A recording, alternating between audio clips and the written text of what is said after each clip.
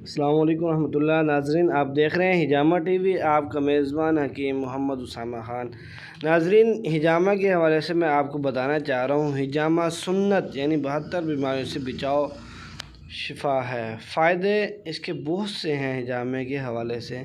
ایک تو حدیث میں آتا ہے موت کے علاوہ ہر بیماری میں شفا ہے۔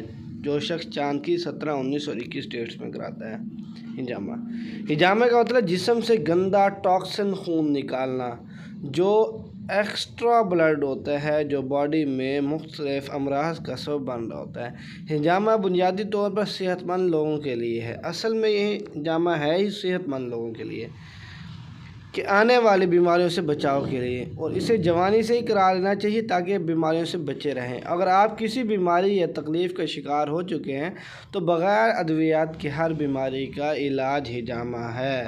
اسے آپ اپنے مائنڈ میں بٹھا لیں کہ ہجامہ واحد علاج ہے جو جسم سے بیماری کو نکالا جاتا ہے۔ اسی طرح جو شخص 3 سے 4 ماہ ہجامہ کرائے گا، 4 ماہ ریگولر یعنی ایک مہینے کے وقفے سے ریگولر جو ہجامہ کرائے گا، اسے تقریباً ہر بیماری میں شفا ہوگی۔ وہ ایکٹیو رہے گا اور وہ جسم اس کا بالکل فریش ہو جائے گا۔